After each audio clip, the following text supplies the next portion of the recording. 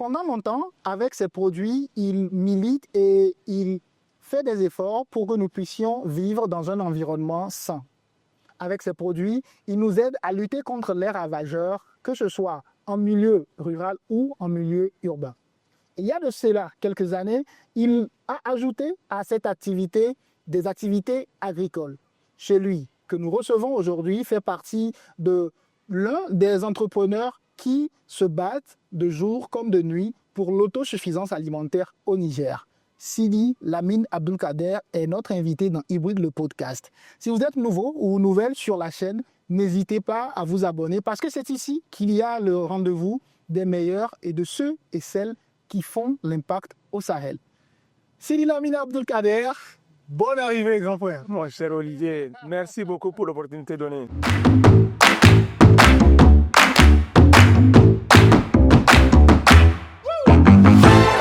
Je dirais que tu fais partie des personnes qui m'accordent souvent des interviews. En tout cas, dès que ton agenda te le permet, tu me réponds et tu réponds à mes questions. J'aimerais vraiment te rendre hommage et te dire merci pour cela parce qu'il n'y a pas de médias sans intervenants. Exactement. Merci beaucoup aussi de nous avoir invités et nous donner la parole afin de faire vivre la réalité que nous sommes en train de vivre dans le domaine agricole. Aujourd'hui, comment tu te définis? Est-ce que j'ai là dans ma présentation, j'ai dit, j'ai fait un peu le résumé du parcours, mais toi aujourd'hui, comment tu t'es défini? Je me définis comme un modeste agriculteur, pour ne pas dire entrepreneur agricole, qui essaie de faire son chemin. Parce que, comme tu l'avais dit, on était une entreprise qui faisait des produits à base de Nîmes, notamment les pesticides et les fertilisants. Chemin faisant, de 2011 à 2025, je pense qu'on a acquis de l'expérience et qu'on a élargi notre réseau. Actuellement, nous sommes là pour proposer une ingénierie, une expertise agricole, un accompagnement conseil-service agricole, mais aussi des produits de haute qualité pouvant contribuer au développement de l'agriculture, mais aussi lutter contre les produits de mauvaise qualité de synthèse qui dégradent le sol qu'on nous importe de l'étranger. Exactement. L'un des défis auxquels l'agriculture nigérienne ou bien l'agriculture africaine est confrontée, c'est ce besoin excessif de rapporter de l'engrais ou bien des pesticides qui souvent ne font pas du bien au sol.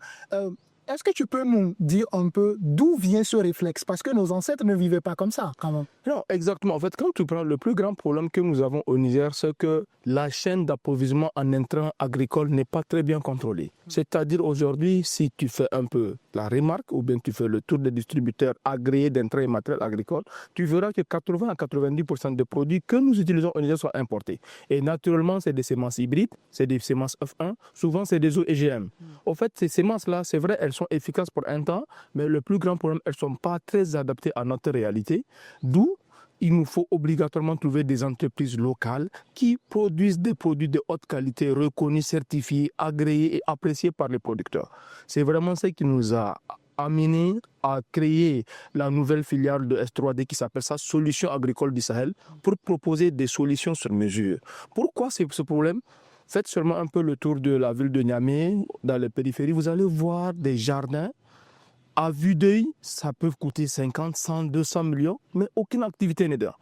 C'est quoi le problème qui se pose? C'est soit un problème de gestion, c'est un problème de suivi, c'est un problème de semences, c'est un problème de conseil. Nous, maintenant, on s'est réunis à travers quelques partenaires via l'association ADIA, Association nationale de distributeurs d'intrants et matériel agricole, mais aussi via quelques amis ingénieurs pour développer des solutions locales adaptées à notre réalité et accessibles. C'est vraiment ça qui nous a poussé à intervenir dans ce secteur parce qu'il y a le gap qui est là, il y a le besoin qui est là. Si on dit on va tout attendre de l'État, tout attendre de l'extérieur, je pense qu'il serait difficile de développer notre cher pays. Comment le monde rural ou bien le monde agricole aujourd'hui, comment le monde agricole a accueilli votre initiative? Et je me dis que la filiale agricole, à nos jours, elle n'a que 8 mois. Et je pense qu'en 8 mois déjà, il suffit seulement de faire le tour des champs, de nos champs expérimentaux. Vous allez voir de vous-même, mais aussi les partenaires avec lesquels on travaille. C'est quoi en fait le problème qui se pose?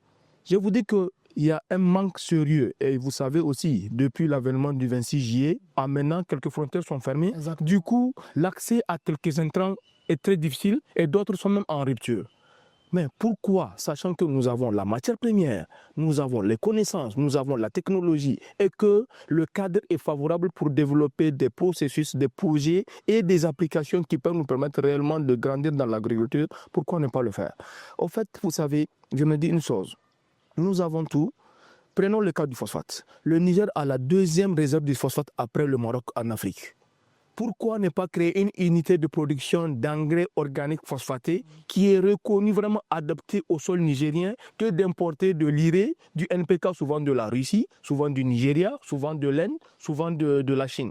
Sachant que nous avons de la matière première accessible, pourquoi ne pas créer cette solution? Et nous sommes là pour créer des solutions à portée de main, des solutions locales et qui ont fait leurs preuves. Des solutions locales et qui ont fait leurs preuves. Et un des vrais problèmes de la théorie du changement, c'est le fait que les populations ont du mal à changer d'habitude. Est-ce que c'est un problème que vous rencontrez quand vous discutez avec les gens? Est-ce que les gens sont prêts aujourd'hui à changer d'habitude, à aller sur de l'engrais bio? Est-ce que les gens sont prêts pour ça? Sans vous mentir, hein, c'est une question stratégique. Les gens ne sont vraiment pas du tout prêts parce que vous savez, l'habitude est une seconde nature. Naturellement, nos agriculteurs sont habitués aux engrais chimiques parce que c'est ça qu'on les a appris à utiliser. C'est ça qu'ils maîtrisent plus ou moins, sachant que ça dégrade le sol. Mais vu que maintenant leur rendement a chuté, une parcelle de 100 mètres qui te fait, je ne sais pas, 2 tonnes de riz ou bien 3 tonnes de riz, maintenant elle chute à 0,5 tonnes de riz ou bien à 1 tonne de riz, tu es obligé de se poser la question pourquoi. C'est là où on vient pour sensibiliser. Parallèlement aussi, je suis membre de l'Association nationale des ingénieurs agronomes. Là, à travers cette association, on essaie de faire des formations, des sensibilisations, mais aussi aller vers les producteurs pour leur dire voilà les meilleures pratiques pour que votre sol puisse résister. Voilà. Et parallèlement aussi, nous faisons la promotion de l'agroécologie. L'agroécologie n'est rien d'autre que d'essayer de faire un peu le mixage entre le chimique et le naturel, pour que au moins le sol reste stable ou bien qu'on améliore sa texture. Parce que plus que vous faites que le chimique, vous détruisez le sol, plus que vous faites que le compost, vous avez vraiment un rendement. Mais quand vous faites le mixage de l'agroécologie, au fait, vous arrivez à un certain rendement plus élevé que quand vous faites que du chimique ou bien que du bio. Nous, on fait au fait de l'agroécologie. C'est une agriculture au fait qui, non seulement donne une très bonne productivité, elle protège l'environnement, mais aussi elle améliore la texture du sol. C'est vraiment notre mécanisme de vulgarisation. Et parallèlement aussi, pour que les gens puissent comprendre que ce qu'on propose est de très bonne qualité, nous avons notre champ expérimental. Et parallèlement aussi, on a des partenaires avec lesquels on a contracté des partenariats de cogestion. Ces partenariats n'est rien d'autre, monsieur. Et tu as ton terrain. Au pain de terre. Exactement, tu as ton terrain, je ne sais pas, d'environ 5 hectares, où tu n'arrivais pas très bien à le gérer. Soit tu as un problème de gestion, tu as un problème d'intrants agricoles, tu as un problème de semences. Nous, on vient d'eau aussi. Un problème d'eau, exactement. Nous, on vient avec vraiment notre expertise, sachant qu'on est agréé pour l'importation, la production, la vente et l'application des produits d'intrants agricoles, notamment les pesticides. On vient avec notre expertise pour t'accompagner et aussi faire un investissement commun où à la fin, on partage les bénéfices et par malchance aussi, souvent, on partage les échecs. Quand on investit, ce n'est pas seulement pour les bénéfices, la probabilité aussi des pertes, et surtout au Niger, la probabilité des pertes, malheureusement, elle est plus élevée que la probabilité de réussite. C'est pourquoi, pour entreprendre, il faut déjà un engagement qui va au-delà de l'engagement financier. La question que j'aimerais aborder avec vous, c'est que, étant donné, j'ai eu la chance de faire le tour du Niger plusieurs fois, et une des remarques que j'ai eu à faire, c'est que l'apport des organisations internationales au niveau des communautés, elle est conséquente. Mais une fois que ces organisations internationales, ils partent sur le terrain, ils font soit des dons de semences, soit des dons de bovins pour ceux qui font l'élevage, et des fois même ils construisent des forages. Une fois qu'ils partent, l'entretien n'y suit plus.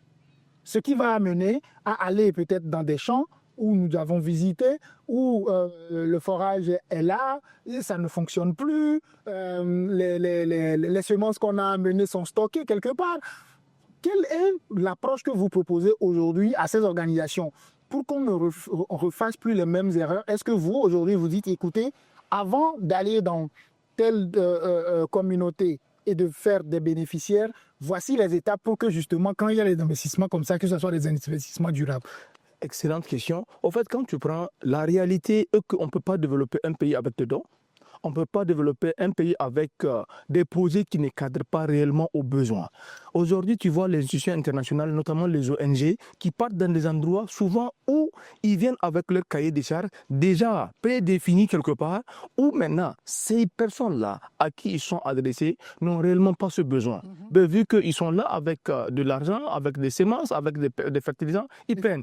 Bien sûr que oui. Alors qu'aujourd'hui, moi, je pense qu'il y a un modèle qui me plaît bien, c'est le modèle des voisins du Nigeria, où lorsque Obasanjo était président, il dit « Ok, moi, je veux créer 20 multimilliardaires reconnus internationalement au Niger ». Qu'est-ce qu'ils ont fait? Naturellement, aujourd'hui, quand tu vas dans la base de données étatique, notamment au ministère de l'Agriculture au Niger, ils connaissent tous les grands producteurs Non, on vient au Niger, du Niger, ils connaissent tous les grands producteurs agricoles.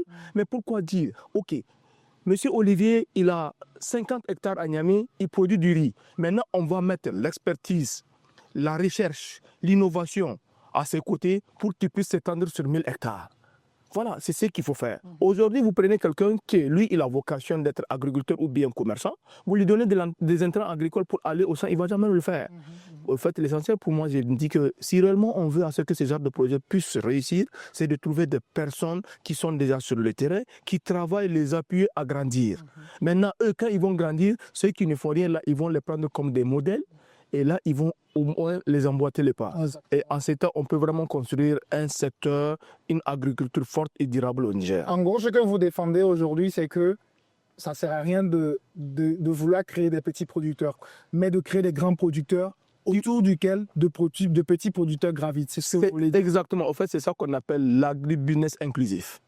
En fait, aujourd'hui, l'un des soucis aussi que je n'ai pas énuméré, prenez aujourd'hui, je suis dans une zone très agricole, Gingiu-Gaya.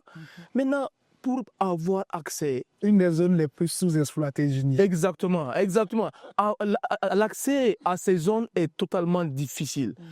Non seulement les voies sont impraticables, les agriculteurs arrivent à produire des produits de bonne qualité, les acheminer dans les zones urbaines pour pouvoir les vendre et gagner des marges. Souvent, ils perdent leur stock à 80%.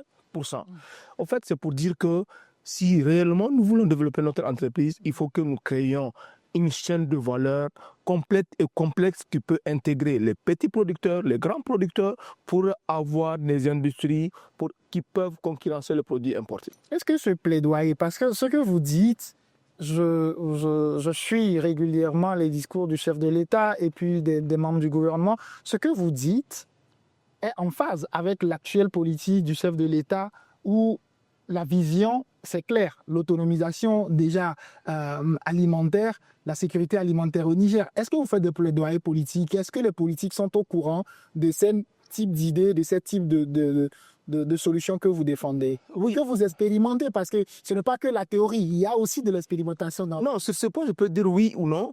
Parce qu'en fait, le oui est que souvent, on arrive à se rencontrer dans des salons, des foires et souvent dans des réunions où on dit voilà le problème. Nous qui sommes sur le terrain, voilà ce qu'on vit et voilà les solutions qu'on propose. Mais chemin faisant, souvent, on finit le séminaire, on finit le salon. Un an, 2 ans après, il y a exactement aucun suivi, ça c'est un. Secondo aussi, il y a une politique qui est là pour l'acquisition des intrants agricoles.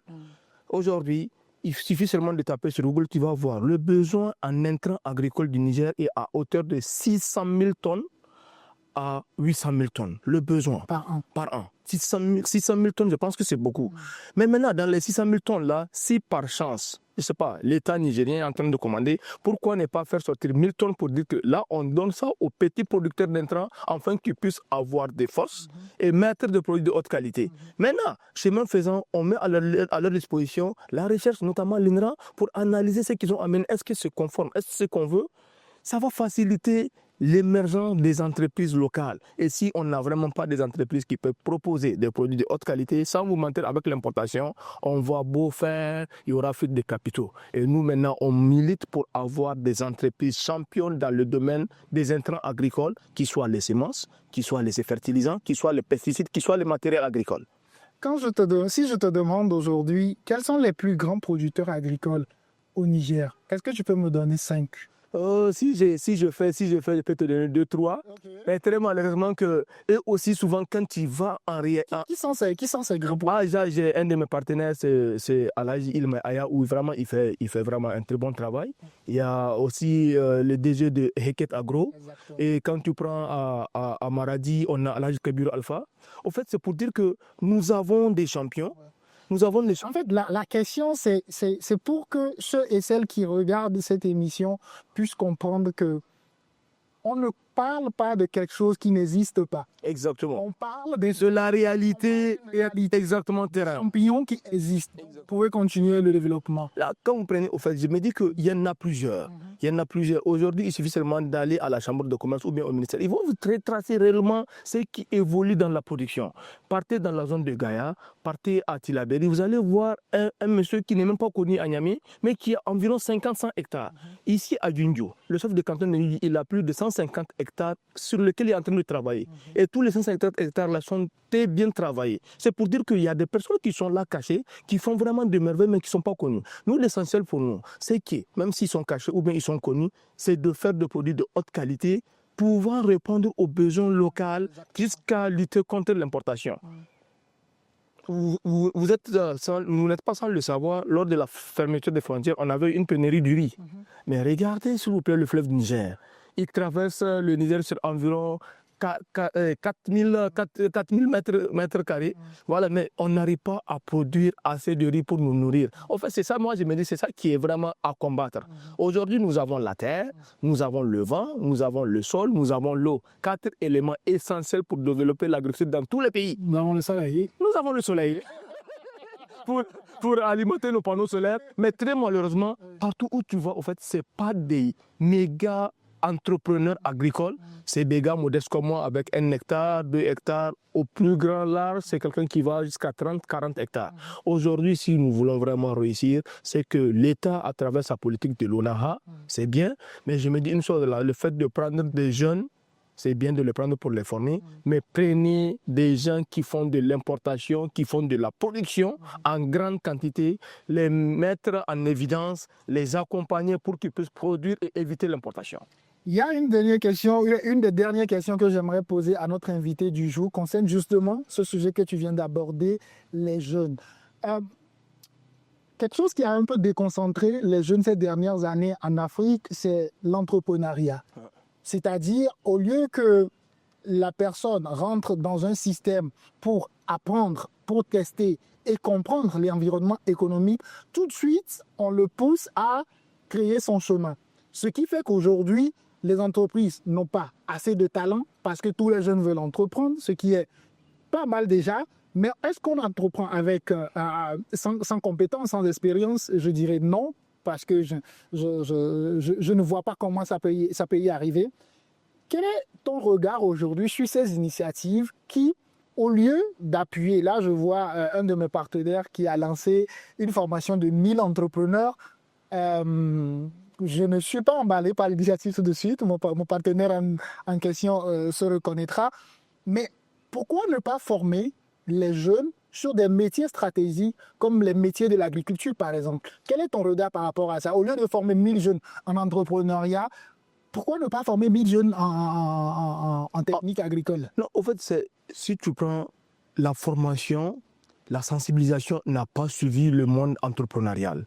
Aujourd'hui, tu ne vas pas dire à quelqu'un qui a fini juste son cycle d'études, il a fini, il a eu un master, exactement. Là, c'est plus théorie que pratique. Aujourd'hui, cette personne-là, il doit faire au moins une immersion dans le monde réel de l'entrepreneuriat, apprendre pendant 1 an, 2 ans, avoir un background tout en travaillant sur son projet de création d'entreprise. Ça, je pense qu'il pourra réussir. Aujourd'hui, il y a tellement de forums, de formations pour créer des entreprises.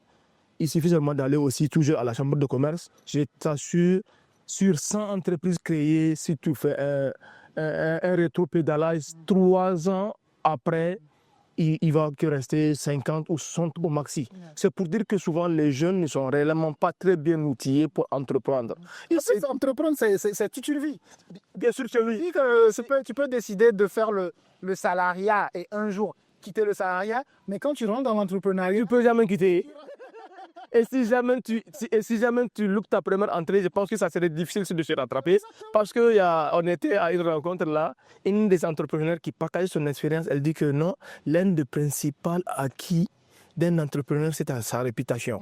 Aujourd'hui, un entrepreneur qui arrive à avoir une très bonne réputation, qui arrive à travailler correctement sur ses produits et services, je pense que le chemin faisant, il peut réussir. Exactement. Mais très malheureusement, quelqu'un qui n'est pas outillé, qui ne sait réellement pas dans quel domaine il va s'investir, même après un background d'études, il serait difficile de réussir dans l'entrepreneuriat parce que vraiment, c'est un chemin dans lequel tu vis, je vis. Il faut avoir de la patience, il faut aimer ce qu'on fait, il faut être entouré par des compétences, il faut aussi se rapprocher des gens qui ont réussi dans le même secteur.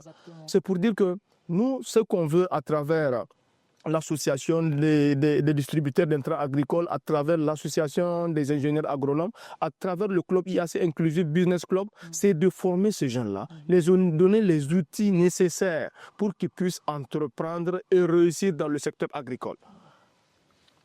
Parce que l'avenir est agricole et quoi qu'il en soit, quand on se réveille le matin, on doit manger. On doit manger.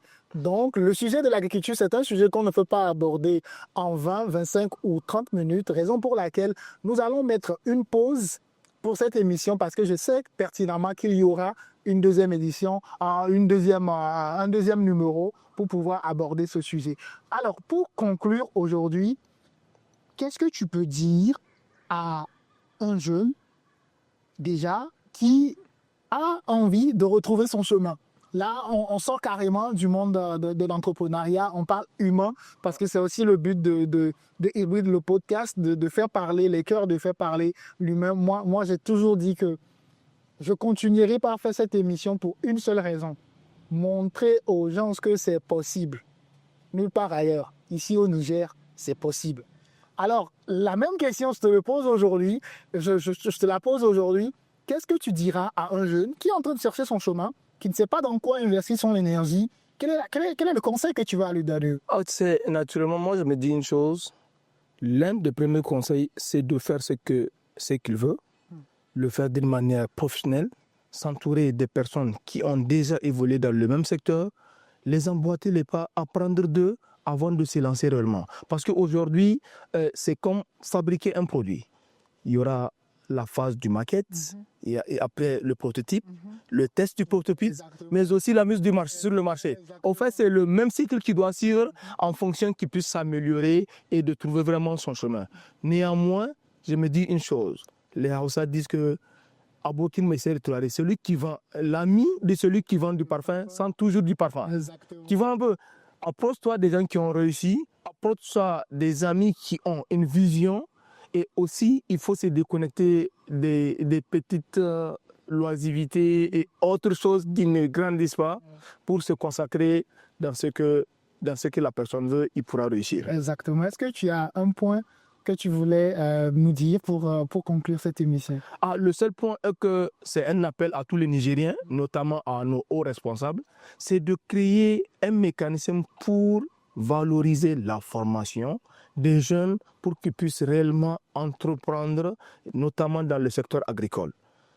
Et ça, d'un autre côté, c'est un cri de cœur. À travers notre association, on avait fait une rencontre avec l'ambassadeur de l'Inde au Niger. Au fait, pourquoi l'Inde? Grand pays agricole. Un grand pays. Pourquoi l'Inde? Au fait, ils ont pratiquement la même réalité. Essaye de faire des recherches sur l'Inde, tu vas voir, ils ont les mêmes réalités. Les outils qu'ils utilisent, ils ne sont pas très chers, c'est accessible à nous, citoyens lambda, qui veulent se lancer dans l'agriculture. On avait négocié 25 places pour une formation en agriculture de précision, notamment la smart agriculture, pour amener 25 jeunes au Niger. Notre dossier a été bloqué dans un des ministères. Alors que qu'est-ce que nous voulons? C'est former ces jeunes-là. Une fois qu'ils partent en Inde, c'est une formation totalement subventionnée. Une fois qu'ils partent en Inde, ils vont apprendre. S'ils reviennent, supposons, j'étais parmi les lauréats de cette formation. Si je reviens, le fait même de causer avec toi pour te dire, regarde, ce terrain, il est accessible à travers cette application, tu peux faire le checking. Ça va faciliter le partage de connaissances et aussi embobiner d'autres jeunes à réellement se lancer avec précision dans le développement agricole. Et parallèlement aussi, je tiens à dire que notre ancienne pratique culturelle ou bien d'entreprendre en agriculture ne répond réellement pas à notre besoin. Il faut que nous soyons maintenant à la hauteur, adapter les nouvelles technologies, notamment les applications, les nanotechnologies, mais aussi les matériels de précision pour que nous puissions amener notre pays du pays affamé au pays émergent où l'autosuffisance vraiment se dit pas par les mots, mais elle se voit sur le terrain. Elle se voit sur le terrain, elle se voit dans les plats et puis on l'espère que cette émission servira de panel, servira de vitrine pour que ces idées puissent aller très loin. Aujourd'hui, l'association représentée par M. Sidi Lamine Kader a fait un plaidoyer au niveau de l'ambassade de l'Inde pour 15 jeunes qui doivent partir en Inde pour pouvoir, 15 jeunes Nigériens qui doivent partir en Inde pour pouvoir être formés. Actuellement, le dossier est bloqué. On ne sait pas où et pourquoi. Que nos autorités nous ouvrent les portes afin que nous puissions prouver et montrer que ici, au Niger, c'est possible. C'est sur ces mots que je vais conclure cette émission Hybride le podcast. Une fois encore, si vous êtes de passage ou bien vous tombez sur cette vidéo, n'hésitez pas de vous abonner parce que c'est justement ici que je discute les idées du Niger, du Sahel de demain. Merci.